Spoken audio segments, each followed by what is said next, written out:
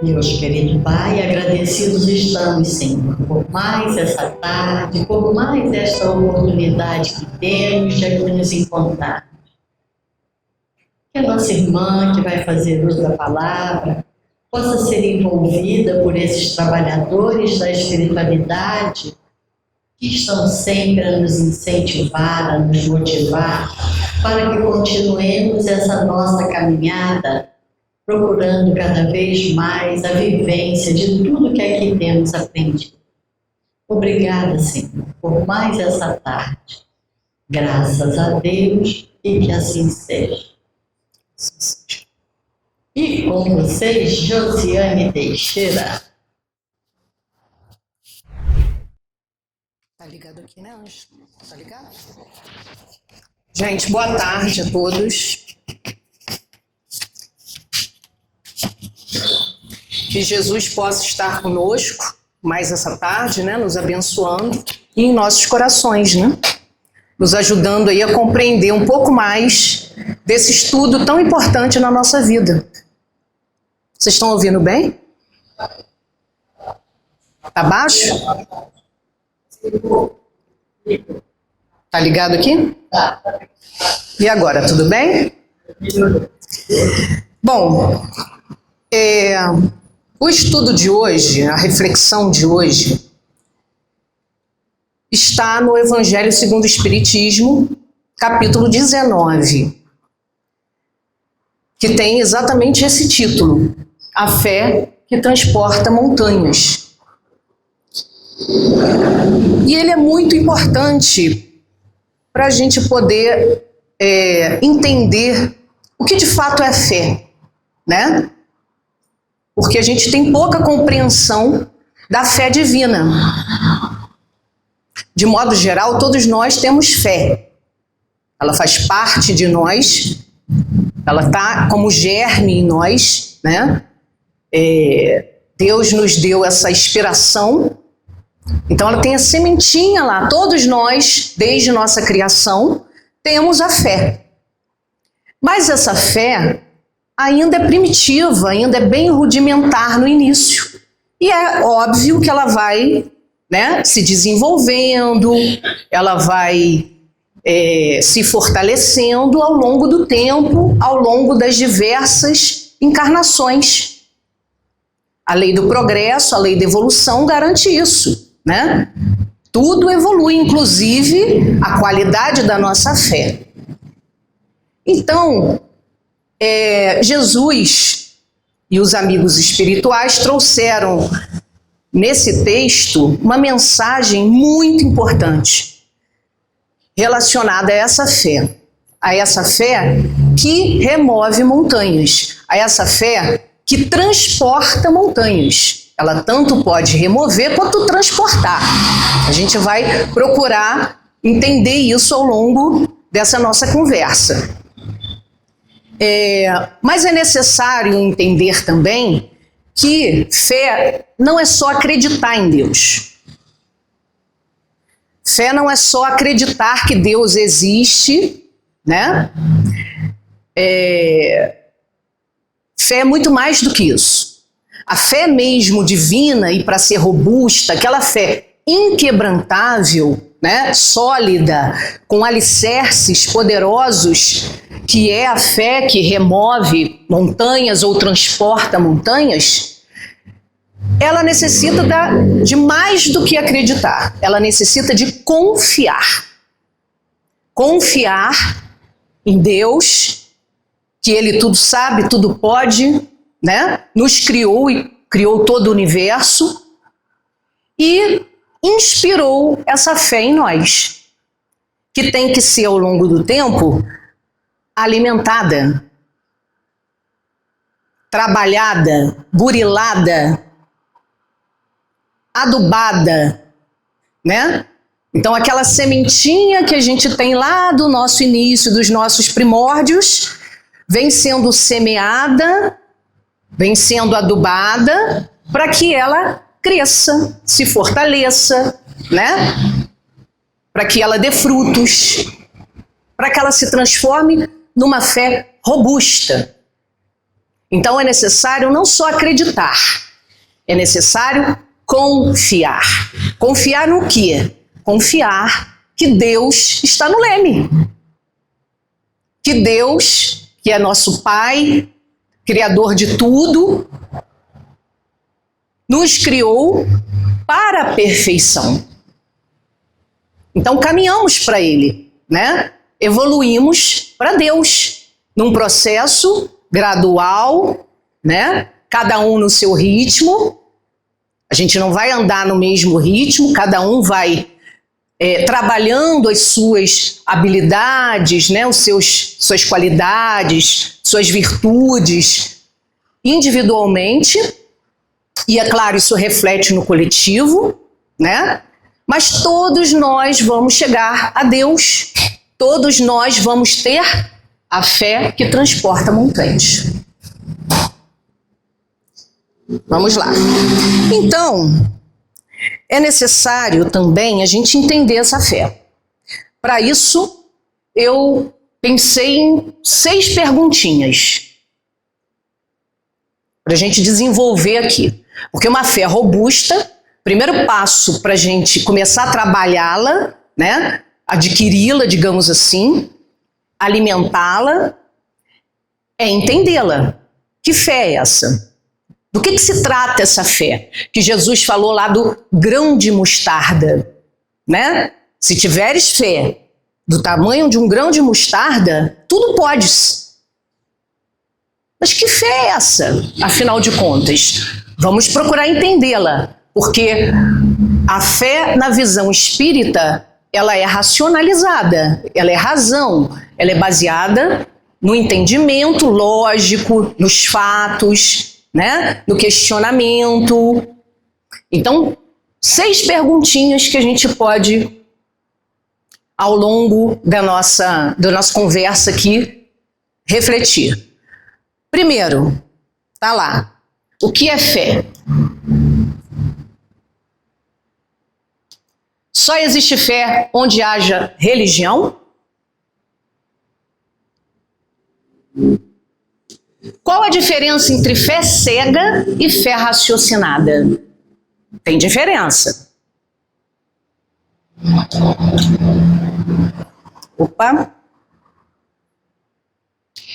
A fé pode remover ou transportar montanhas? O que seriam montanhas na mensagem do Cristo? Existe fé verdadeira sem obras?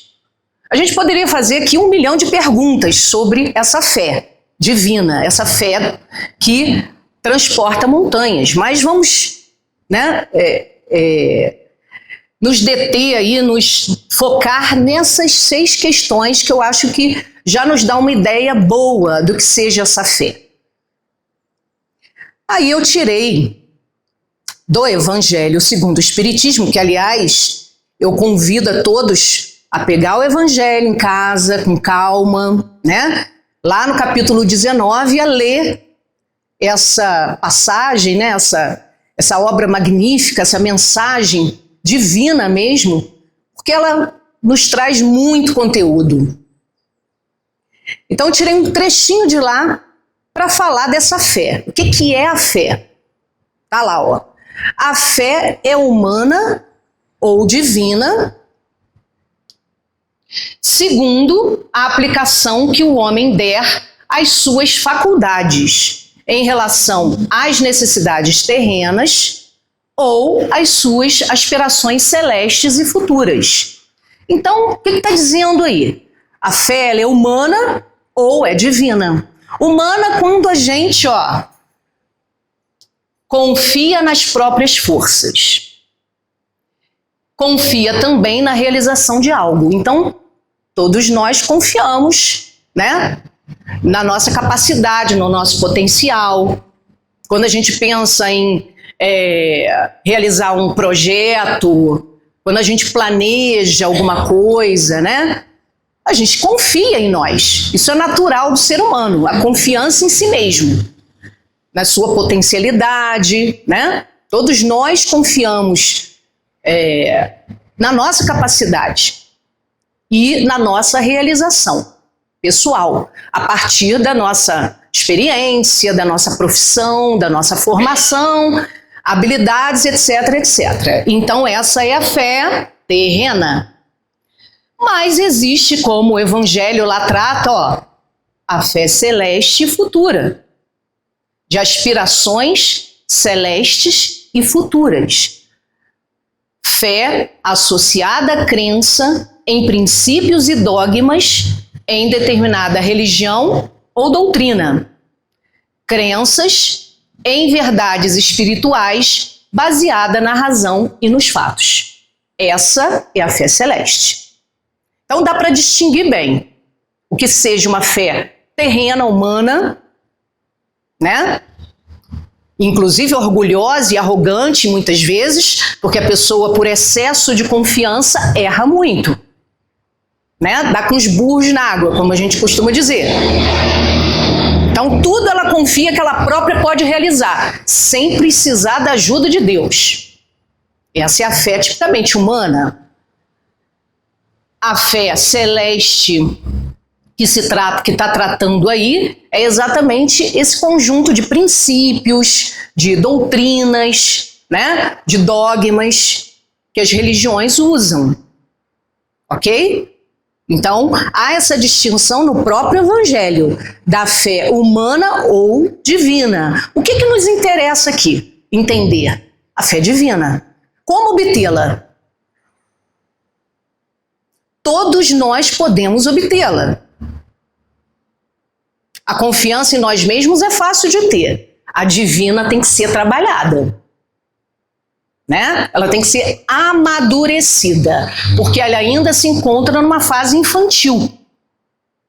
Exemplo, é comum quando a gente quando tem um objetivo, um projeto, esse projeto não se realiza, né? Ou não se realiza como a gente deseja, e a gente fica revoltado, achando que a gente não teve sorte, que o mundo conspira contra nós, né? Que Deus não olhou por nós.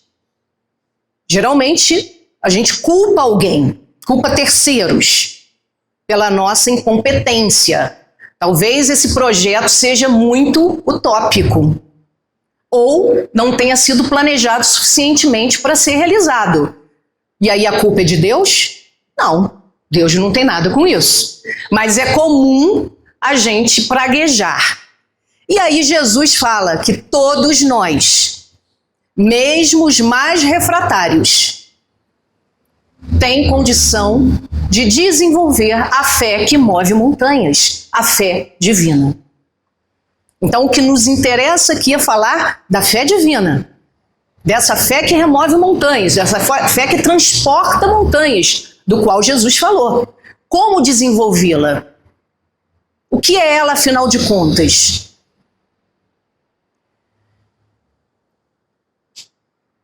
Outro trechinho do Evangelho para a segunda questão. Só existe fé onde haja religião? Os espíritos respondem: vulgarmente se diz que a fé não se prescreve, o que leva muitas pessoas a alegarem que não são culpadas de não terem fé. O que é prescrever? É impor, é exigir. Dá para exigir a fé? Que alguém tenha fé? Claro que não. Essa é uma decisão individual. Não há dúvida que a fé não pode ser prescrita, ou, o que é ainda mais justo, não pode ser imposta. Não. A fé não se prescreve, mas se adquire. E não há ninguém que esteja impedido de a possuí-la, mesmo entre os mais refratários. Falamos das verdades espirituais fundamentais, e não desta ou daquela crença em particular. Não é a fé que deve procurar essas pessoas, mas elas é que devem procurá-la. E se o fizerem com sinceridade, a encontrarão. Está lá, no Evangelho, bem claro, né? Essa fé que tem que ser trabalhada, que tem que ser adquirida. Olha lá, adquirida. Ela tem o germe, como eu já falei, mas ela tem que ser trabalhada, ela tem que ser amadurecida, fertilizada, adubada, né? Para que ela se torne uma fé robusta, uma fé sólida, uma fé que transcenda, que transporte montanhas, que nos instrumentalize para os momentos difíceis. Ela não evita a prova. Ela não vai retirar de nós a oportunidade da reparação, da expiação, daquilo que a gente tem que aprender. Ela não vai tirar a dor da gente. Aquilo que a gente tem que passar, as provas que a gente tem que passar e as expiações são escolhas, inclusive nossa, e principalmente nossa, com o nosso livre-arbítrio, nosso planejamento espiritual. Nada é por acaso, nem nada é inútil na casa do Pai, né? Então, essa fé, ela vai nos instrumentalizar, vai ser como uma ferramenta que vai nos possibilitar passar sim pelas provas e dores, mas com firmeza, sem desespero, com mais coragem, com mais certeza de que Deus está no controle e de que Ele nada faz para o nosso mal. Todos vocês sabem, todos nós sabemos que a gente está num mundo ainda muito imperfeito, está em processo evolutivo, mas ainda, se comparado com outros mundos, ele ainda é muito, né, imperfeito. É um mundo de provas e de expiações em que o sofrimento ainda existe. Há lugares que não precisa mais há mundos, né, que não precisa mais do sofrimento, mas o nosso ainda precisa, porque nós ainda precisamos ser chacoalhados pelo sofrimento. Sairmos da zona de conforto. Já usei esse exemplo aqui. Se a gente estiver na rede, se tudo estiver bem na nossa vida, a gente vai querer mudar? Não. Para quê? Tá tudo ótimo, né? Então precisa da chacoalhada. Precisa de que algo aconteça de muito importante nas nossas vidas para que a gente desperte para a espiritualidade, desperte para nós mesmos, para olhar para nós mesmos, para buscarmos soluções das questões, né? Para reparar alguns erros até do passado e do presente. Então, a fé divina é aquela que instrumentaliza. É a ferramenta útil que nos faz encorajados para as lutas, que nos faz levantar todos os dias de manhã e ir para a batalha. Mais um dia de luta. O que viemos fazer na Terra? Passear? Não. Viemos para aprender e lutar para aprender. E essa aprendizagem, por vezes, ela é cheia de sofrimento, de angústias, de dores. Por isso é importante entendermos essa fé que Jesus trata aí, no capítulo 19 do Evangelho segundo o Espiritismo, a fé que transporta montanhas, a fé que se adquire, não se impõe. Então não existe essa questão de que só a fé num templo religioso, no centro espírita, no terreiro de Umbanda, na igreja católica, né, num templo budista, só existe fé ali, dali para fora não existe mais fé. Essa fé, ela independe de religião. E não é a religião que tem que buscar a fé, somos nós que temos que buscar a fé. Quando entendermos isso, passaremos a raciocinar mais, entender racionalmente essa fé. e até deixarmos muitas vezes de sermos vítimas de pessoas inescrupulosas que usam a fé com interesses mesquinhos, com interesses pessoais, com interesses econômicos e etc., como a gente vê por aí, né? A fé tem que ser racional, senão vira uma fé vacilante.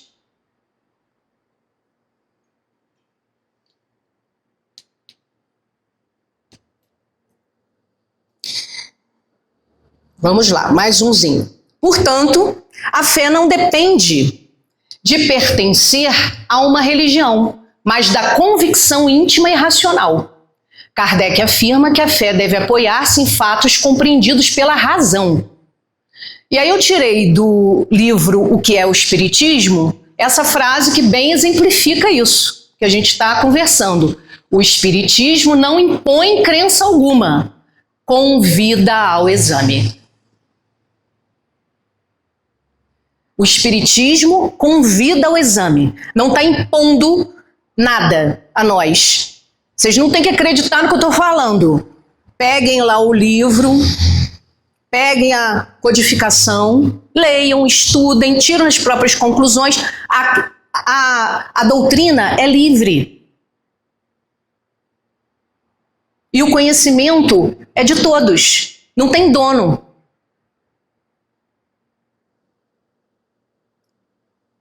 Outra questão, qual é a diferença entre fé cega e fé raciocinada?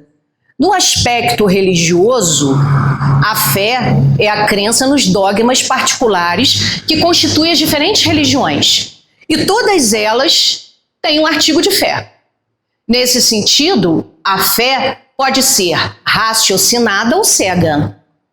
A fé cega nada examina, aceitando sem controle o falso e o verdadeiro. E a cada passo se choca com a evidência da razão. Levada ao excesso, produz o fanatismo. Quando a fé se firma no erro, cedo ou tarde desmorona. A fé humana é a fé cega. A fé divina é a fé raciocinada. A fé que transporta montanhas é fé raciocinada. A fé cega é aquela que acredita em dogma como verdade absoluta. Eu acredito porque o pastor falou, eu acredito porque o padre falou, eu acredito porque o presidente do centro espírita falou, eu acredito porque alguém falou. Eu não raciocino por mim mesmo. Eu apenas obedeço e acato a visão do outro. Isso é fé cega. E daí para escambar para o fanatismo, para o radicalismo, é um passo. Essa fé certamente vai nos levar ao erro, a fé cega, né? E também ao vacilo, vamos vacilar. Ela não vai nos sustentar nas horas difíceis. A outra fé que nos interessa, aquela que tem a verdade por base, é a única que tem um futuro assegurado, porque nada deve temer do progresso do conhecimento, já que o verdadeiro na obscuridade também o é na plena luz. Cada religião pretende estar na posse exclusiva da verdade, mas preconizar a fé cega sobre uma questão de crença é confessar a impotência para demonstrar que se está com a razão. Então, temos aí a diferença entre fé cega e fé raciocinada.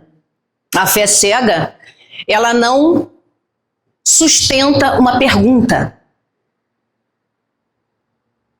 questionamento. A fé cega, ela é imposta. E se alguém ousar questionar, muitas vezes é tratada com violência, com agressividade, é convidado a se retirar até, porque não ousa questionar. A fé raciocinada é aquela que Jesus diz que leva-nos à formação da fé robusta, a fé sólida, a fé inquebrantável. aquela que é construída em alicerces sólidos. Não é uma fé que você, como um castelo de areia, que vem a onda do mar e lambe o castelo. Essa é a fé cega. A fé de que tratamos aqui, a fé divina, a fé que transporta montanhas, é uma fé que vai sendo fortalecida a cada etapa da nossa vida. Talvez nessa existência, a maioria de nós não saiba ainda o que é essa fé. Mas ela está lá, germinando. Se a gente tem ideia dela, se a gente conhece ela, se a gente pensa sobre ela e fortalece ela, educa ela, ela vai se tornar uma fé robusta e sólida.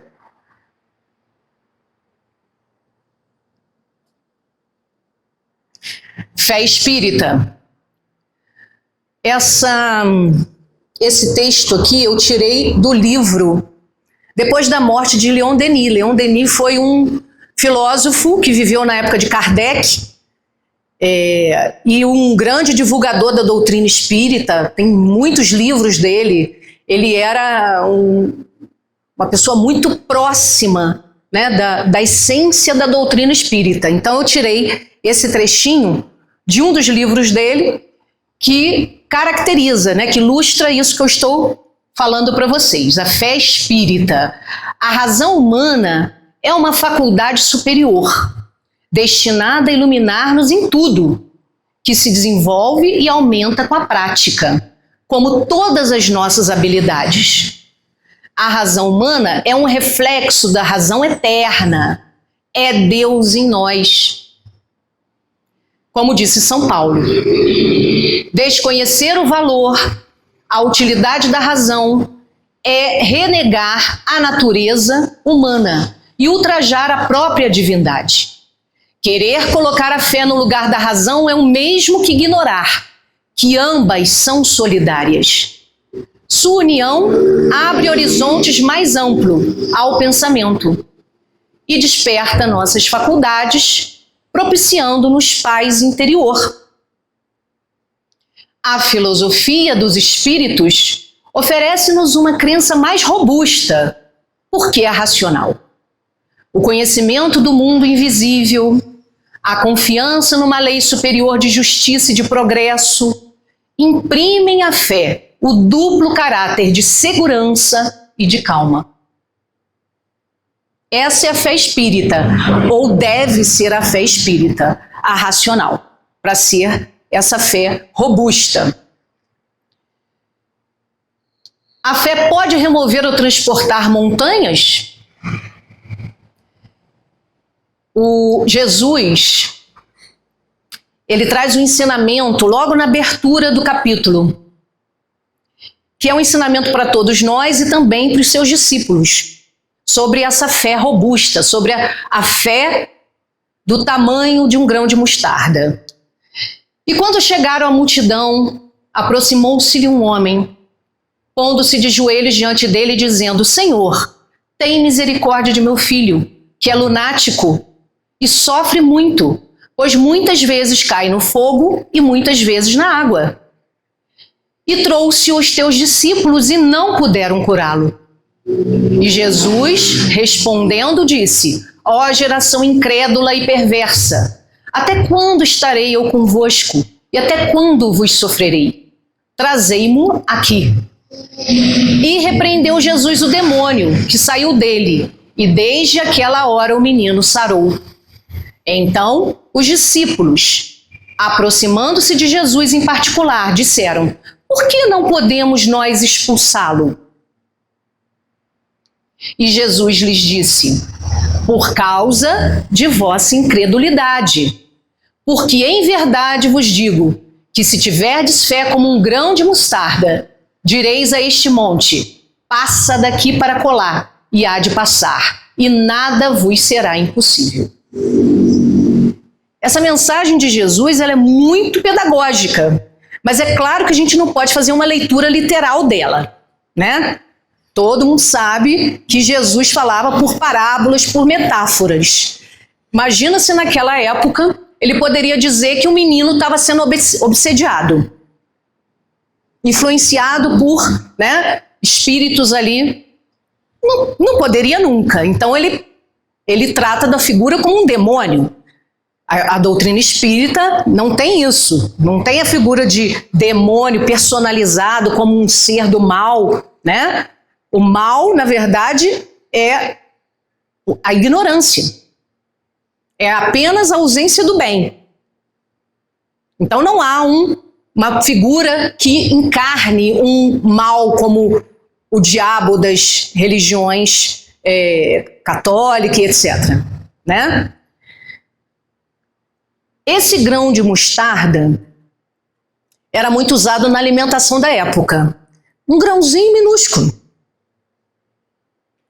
Mas quando Jesus fala do grão de mostarda para exemplificar a fé que transporta montanhas, ele não está se referindo à quantidade do grão, ao tamanho do grão, mas à qualidade do grão.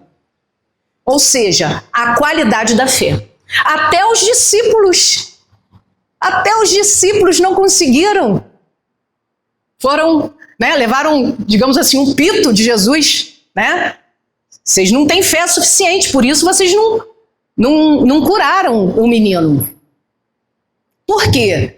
Porque eles também estavam no processo de desenvolvimento da sua própria fé, né? Então, com essa mensagem, Jesus quer mostrar para nós que essa fé, do tamanho de um grão de mostarda, ela não é propriamente do tamanho do grão, mas da qualidade do grão. E essa qualidade pode ser melhorada ao longo do tempo. Pode ser trabalhada, como eu já falei, educada, como eu já falei, né?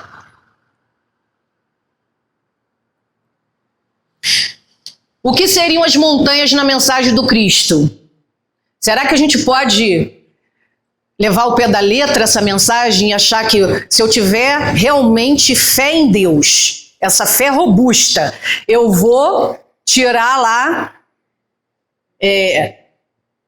o Caledônia do Cascatinho e vou botar em Conselheiro Paulino, que eu acho mais bonito lá.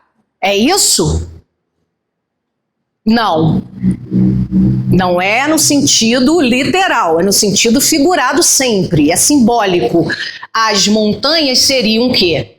As dificuldades, as resistências, a má vontade, os preconceitos, o interesse material, o egoísmo, a cegueira do fanatismo, as paixões orgulhosas, etc, etc, etc, etc.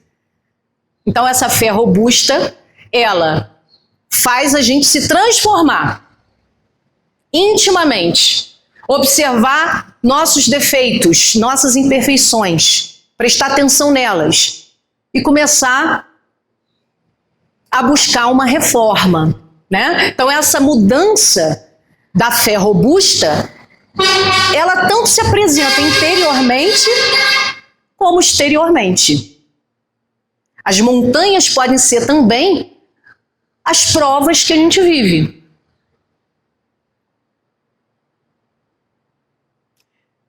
De novo, repetindo, a fé robusta, a fé divina não nos livra do que temos que passar,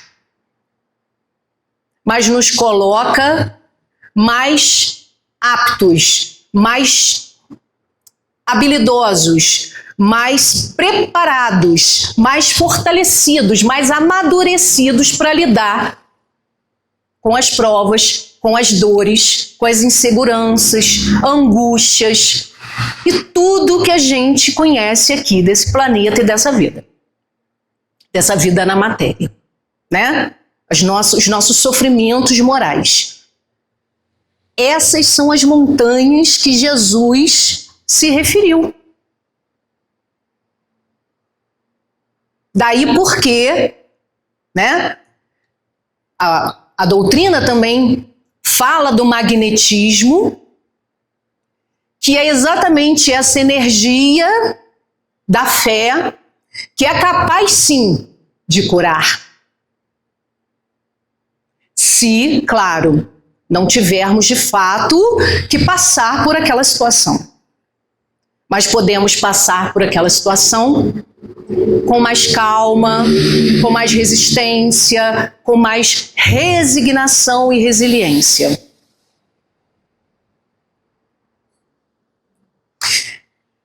Fé robusta versus fé vacilante.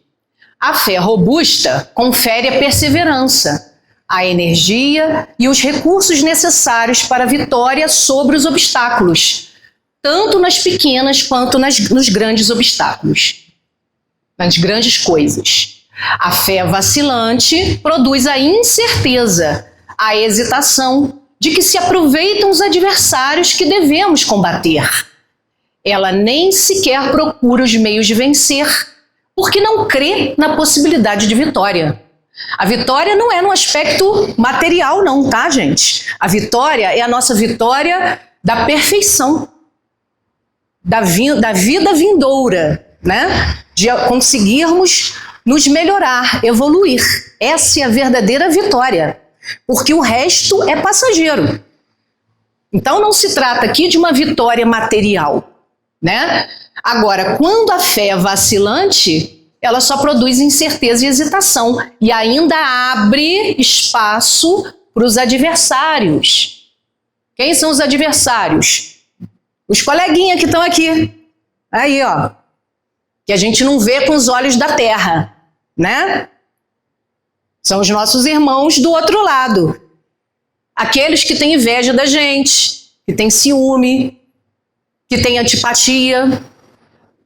Eles querem ver o bem da gente? Não. Se a gente tem uma fé vacilante, a gente abre espaço para eles nos influenciarem, né?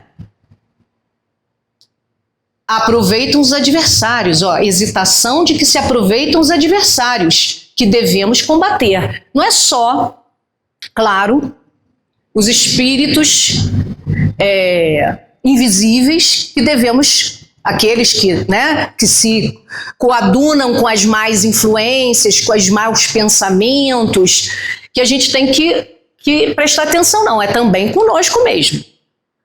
O inimigo está dentro de nós.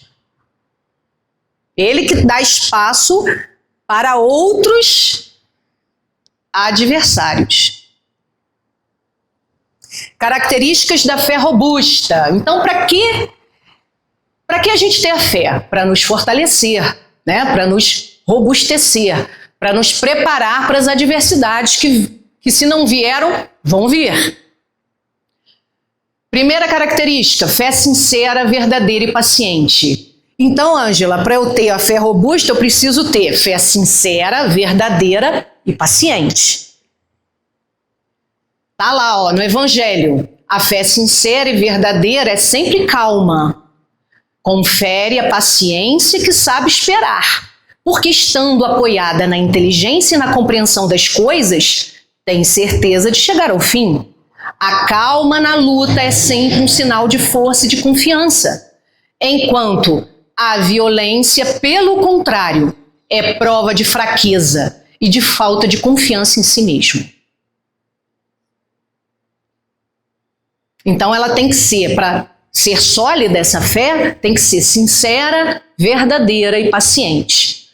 Não, a evolução não dá salto. Não vamos ter essa fé robusta do dia para a noite. Talvez nem nessa encarnação que a gente está.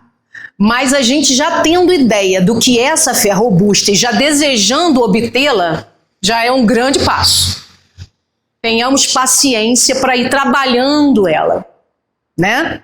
Fortalecendo essa fé.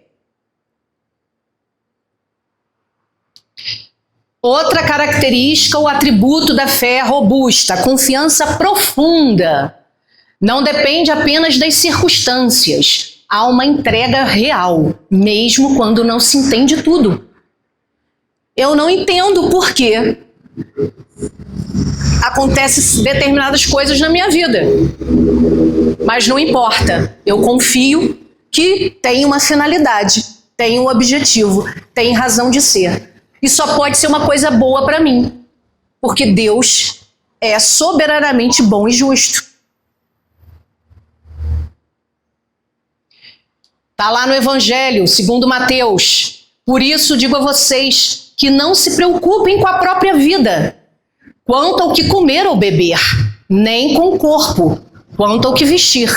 A vida não é mais importante do que a comida e o corpo mais importante do que a roupa? Observe as aves do céu, não semeiam, nem colhem, nem armazenam em celeiros. Essa é a fé robusta. Evidentemente que a gente não vai ficar esperando cair do céu. A gente está aqui para também fazer a nossa parte. Não podemos nunca ler ao pé da letra, né? O próprio Evangelho já diz, o próprio Jesus já diz isso. Faça a sua parte.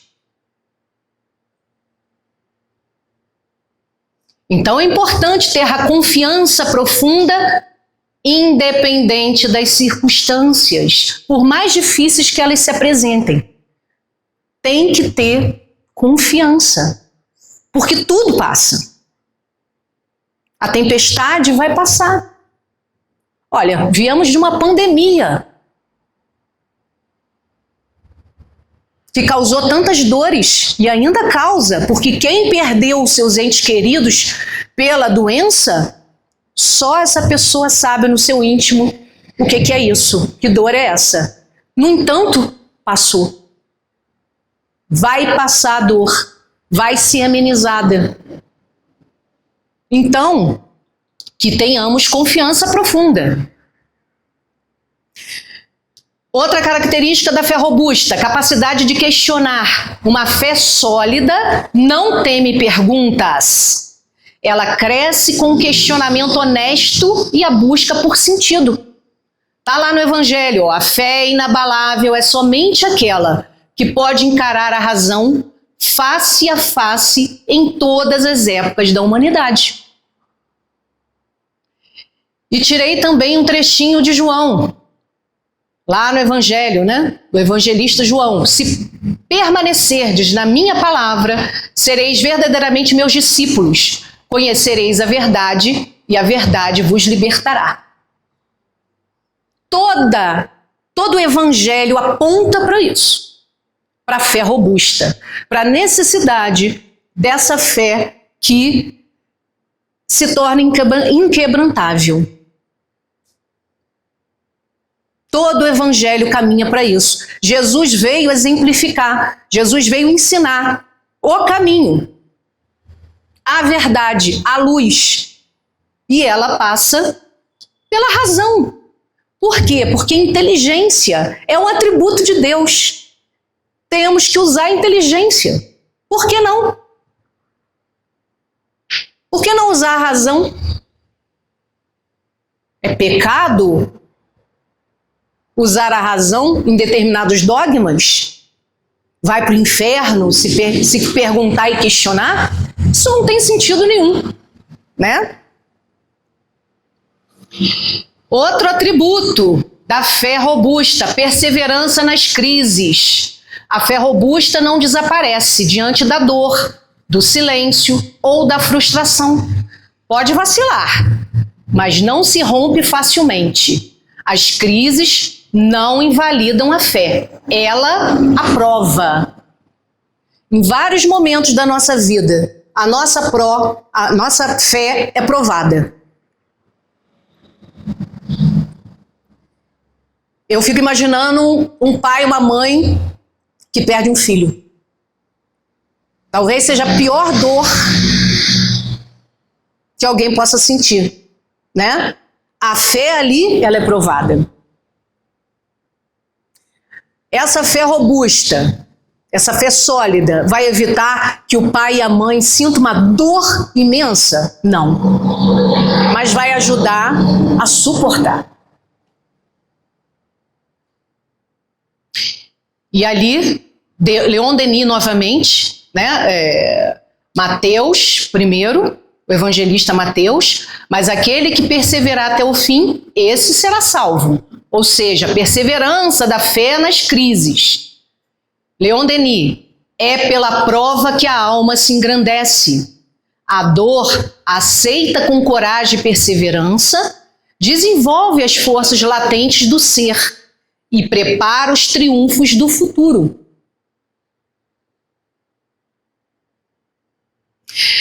Outro atributo dessa fé robusta que estamos aprendendo hoje a entender o que ela é: a humildade. Reconhece limites humanos, aceita o mistério e admite dúvidas sem abandonar a fé.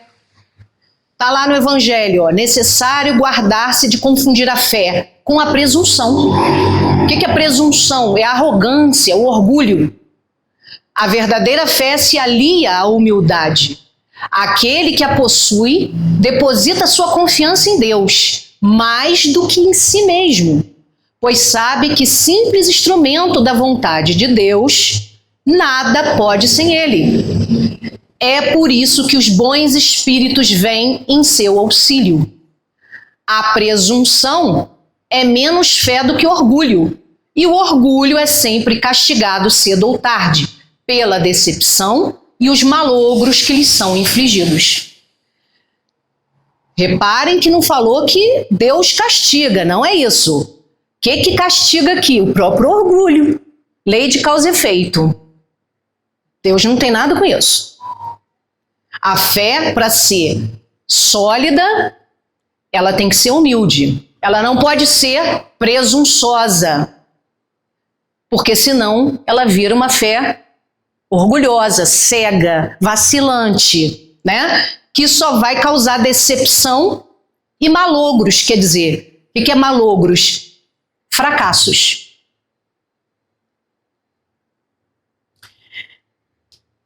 E por fim, existe fé verdadeira sem obras? Fé somente dentro do quarto, dentro do templo, num convento, fechada ali nas quatro paredes.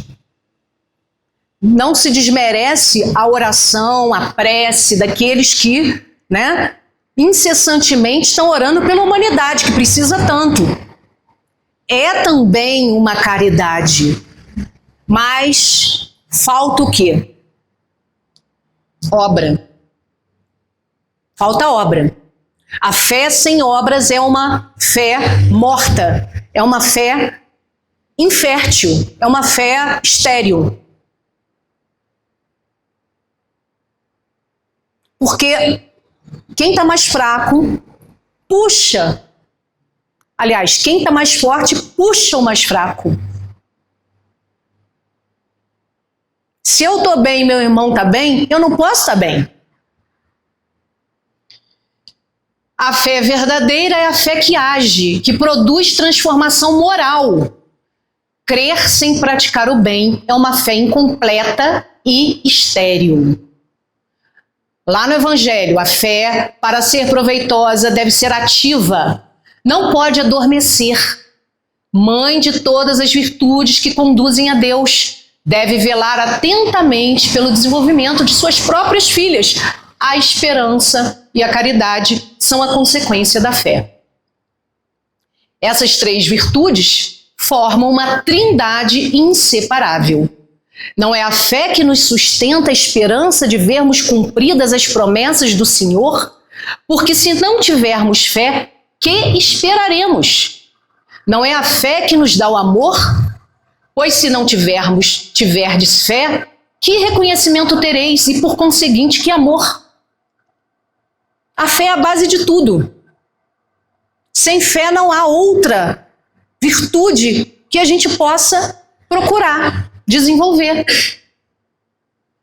E aí tem também no Evangelho segundo o Espiritismo a parábola da figueira santa, da figueira seca, que é representativo, né, simboliza essa fé sem obra. A gente procura entender essa parábola de Jesus exatamente nesse sentido. A figueira somos nós. Ela está bonita, ela está cheia de folhas. Jesus está lá, passa por ela e vê um monte de folha, mas vai procurar o fruto. Chega lá, não tem um fruto. O que é que ele faz para nos ensinar? Faz de maldade? Seca a árvore, a figueira? Claro que não, né? É só para nos ensinar que aquela figueira sem fruto é como nós, com fé, sem realização. E no dia seguinte, quando saíram de Betânia, teve fome. E vendo de longe uma figueira, foi ver se nela acharia alguma coisa. E chegando a ela, não achou senão folhas, porque não era tempo de figos. E Jesus, falando, disse-lhe: nunca mais coma alguém fruto de ti, para sempre. E os seus discípulos ouviram isto. No outro dia, ao passarem pela figueira, viram que ela estava seca até as raízes. Então, lembrando Pedro, disse para Jesus: olha, mestre, como secou a figueira que tu amaldiçoaste? Pedro, tadinho, na ignorância daquela época, né? Achava que Jesus amaldiçoava. E respondendo Jesus, lhe disse: tende fé em Deus. Em verdade, lhes afirmo que todo o que disser a este monte, tira-te e lança-te ao mar, e isto sem hesitar no seu coração, mas tendo fé de que tudo o que disser sucederá, ele o verá cumprir assim. Está lá em Marcos. Então somos a figueira, cheia de beleza, robusta, com folhas verdes ainda, mas sem frutos quando a gente não pratica essa fé na ação. Ela se torna seca. Uma fé sem obras é uma fé morta, como a figueira seca. Para finalizar, eu fiz uma coletânea também do pensamento de Leon Denis, que resume, sintetiza tudo isso que a gente falou aqui, da fé robusta, da necessidade de trabalharmos essa fé, né? Não tenhamos pressa nisso, cada um no seu tempo, vamos respeitar as nossas imperfeições, que são muitas, mas é importante que a gente tenha consciência delas e que a gente faça força para que essas imperfeições sejam eliminadas, né? A gente tem que fazer força para que essa fé não seja vacilante, para que essa fé seja robusta e que nos sustentem nas horas difíceis. A fé que Jesus ensina e que diz que é possível. E se vocês repararam, vou voltar um pouquinho aqui rapidinho, essa frase, esse parágrafo primeiro aqui, ó. E no dia seguinte, quando saíram de Betânia, teve fome e vendo de longe uma figueira, foi ver se nela acharia alguma coisa e chegando a ela, não achou senão folhas, porque não era tempo de figos. Um dia vai ser tempo de figos. Isso quer dizer o quê? Que a nossa fé, que ainda vacila, ela ainda vai chegar a ser robusta e transpor montanhas como Jesus anunciou.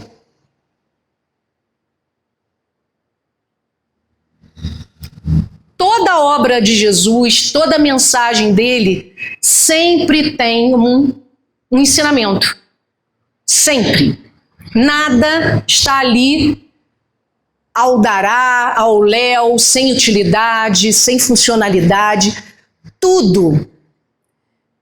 Se vocês pegarem o Evangelho, capítulo 19, ler uma vez, vocês vão ter uma ideia. Ler 2 vezes, vocês vão ter outra ideia. Se ler 5 vezes, vocês vão ver coisas que vocês não viram na última.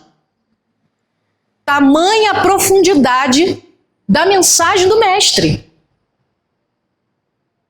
E nas nossas limitações do conhecimento, da razão, do raciocínio, a gente nem faz ideia de fato, da grandiosidade, da energia vibrante dessa fé. Mas estamos a caminho, né? Estamos lá, ó. Ainda não está no tempo, mas vai estar. Vamos evoluir para isso. Texto final. Resumindo tudo o que a gente tratou aqui. A fé verdadeira não consiste em aceitar cegamente, mas em confiar profundamente. Ela é a força íntima que liga a alma ao seu destino, e a sustenta nas horas difíceis. Quando o homem compreender que a vida não se limita ao instante presente, que cada prova tem uma razão de ser e que nenhum sofrimento é inútil, a fé torna-se uma energia viva. Essa fé não suprime as dificuldades, mas transforma o modo de enfrentá-la. Ela levanta o espírito abatido, fortalece a vontade vacilante e dá coragem para avançar, mesmo quando o caminho parece íngreme como uma montanha. Assim, a fé transporta montanhas, não porque as destrua, mas porque eleva o homem acima delas. Então, que tenhamos aí um desejo intenso de praticar essa fé, de trabalhar essa fé, de educar essa fé, amadurecer essa fé dentro de nós, para que a gente possa avançar na senda do bem, que é tudo que o Mestre espera de nós e que Deus, espera de nós. Muito obrigada pela paciência e pela atenção e até a próxima, se Deus quiser.